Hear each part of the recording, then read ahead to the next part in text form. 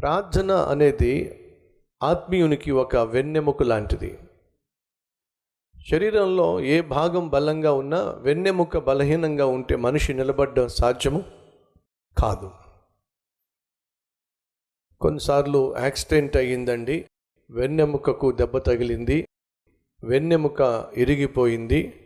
కాబట్టి ఆ యాక్సిడెంట్ అయినటువంటి వ్యక్తి మంచానికే పరిమితమైపోయాడు.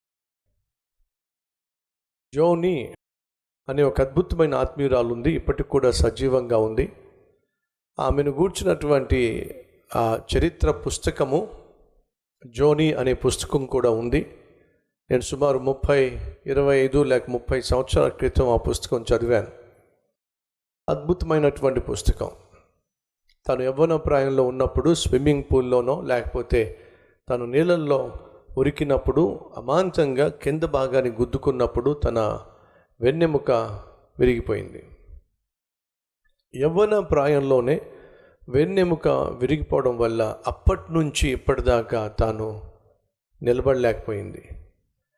కేవలం మంచానికే చాలా కాలం పరిమితమైంది. ఆ తర్వాత వీల్ చైర్లోనే తాను ప్రయాణం చేస్తూ వచ్చింది. ఎందుకు నిలబడలేకపోయిందయ్యా అంటే వెన్నెముక దెబ్బతింది. సహోదరులు, ప్రార్థనా జీవితము అనేది మనకున్న ఆత్మీయ వెన్నెముక. మన ప్రార్థనా జీవితము దెబ్బతిన్నట్లయితే మనం ఆత్మీయంగా నిలబడ్డము సాధ్యము కాదు.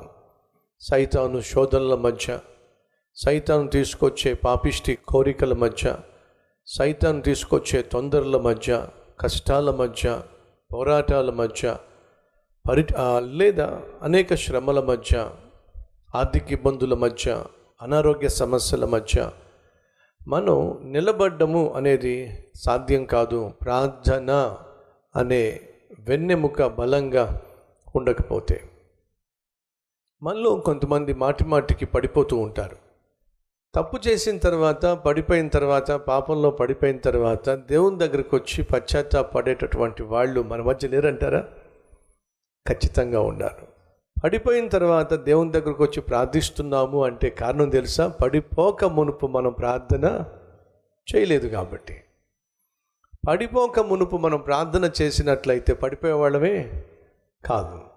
పడిపోయిన తర్వాత ప్రార్థన చేస్తున్నాం కదా, ప్రభువా నేను పడిపోయానయ్యా, ప్రభువా నేను తప్పు చేశానయ్యా, ప్రభువా నా జీవితంలో గౌరవం జరిగిందయ్యా అని చెప్పి ఏడ్చి దేవుని సన్నిధిలో ప్రలాపిస్తున్నావుగా, ప్రార్థన చేస్తున్నావుగా. ఆ ఏడుపు ఏదో ముందే ఉంటే బాగుంటుందిగా, ముందే ప్రార్థిస్తే బాగుంటుందిగా. అసలు పడిపోయేటటువంటి అవకాశమే వచ్చేది కాదుగా, పడిపోయేటటువంటి అవసరత ఉండేది కాదుగా. ప్రియ సహోదరులు, మనలో ప్రతి ఒక్కరూ ఏదో ఒక సమయంలో పడిపోయి ప్రభు దగ్గరికి వచ్చి పశ్చాత్తాపడడం మనకు ఎంతో కొంత అనుభవం ఉంది. కొంతమందికి అది అలవాటు అయిపోయింది. పడిపోవడం, దేవుని దగ్గరికి వచ్చి ప్రార్థన చేయటం. న్యాయాధిపతులు పరిపాలన చేస్తున్న రోజుల్లో మీకు జ్ఞాపకం ఉంది కదా, వాళ్ళు ఇదే పాట పాడారు. పడిపోవడం, పశ్చాత్తాపడ్డం, పడిపోవడం, పశ్చాత్తాపడ్డం. పడిపోయిన తర్వాత, పాపం చేసిన తర్వాత దేవుడు వారిని బహుగా శిక్షించేవాడు. ఆ శిక్షను భరించలేక వాళ్ళు దేవుని దగ్గరకు వచ్చి పశ్చాత్తాపడేవాడు. వాళ్ళు పడుతున్న పశ్చాత్తాపాన్ని, వారు కారుస్తున్న కన్నీటిని చూసిన దేవుడు కనికరించి వారిని క్షమించి వారికి విధించిన శిక్ష నుండి వారిని విడిపించేవాడు.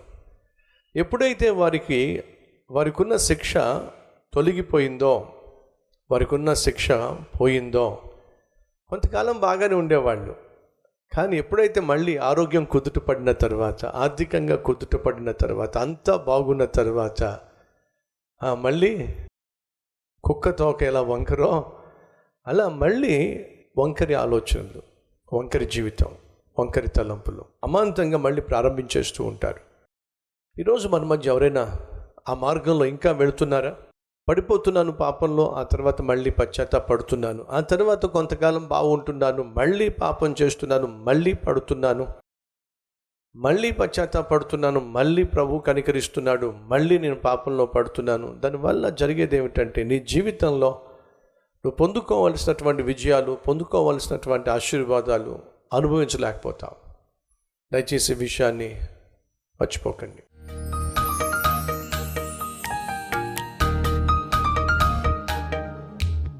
నాయనా నన్ను బలపరచు, నా అంతరంగ పురుషుణ్ణి బలపరచు, నా అంతరాత్మను బలపరచు, నా ఆత్మీయతను బలపరచు నాయన.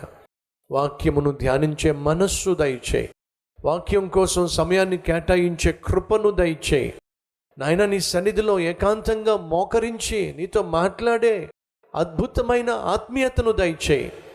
వాక్యాన్ని నిర్లక్ష్యం చేసిన, వ్యక్తిగత ప్రార్థనను నిర్లక్ష్యం చేసిన రాజా బలహీనమైపోతాం నాయన, బలహీనమైపోతాం, బందీలమైపోతాం నాయన. ఈ ఆత్మీయ జీవితంలో పడిపోతాం నాయన.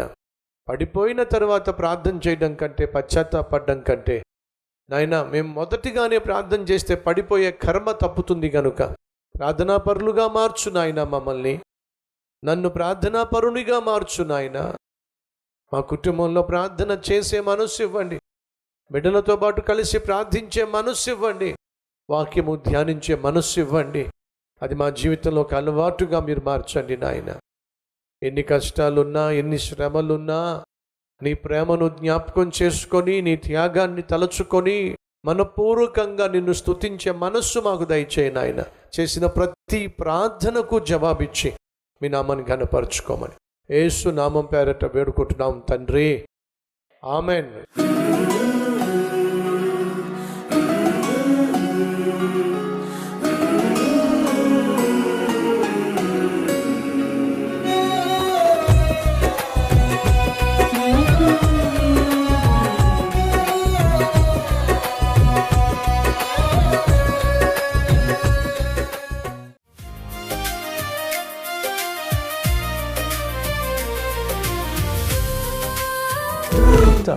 డైలీ డివోషన్ ఆశీర్వాదకరంగా ఉంటే 10 మందికి షేర్ చేయండి, లైక్ చేయండి, అలాగే ఖచ్చితంగా కామెంట్ పెట్టండి. మళ్ళీ రేపు ఇదే సమయంలో మరొక అద్భుతమైన డైలీ డివోషన్ మీ ముందుకు రాబోతున్నాను. అంతవరకు సెలవు.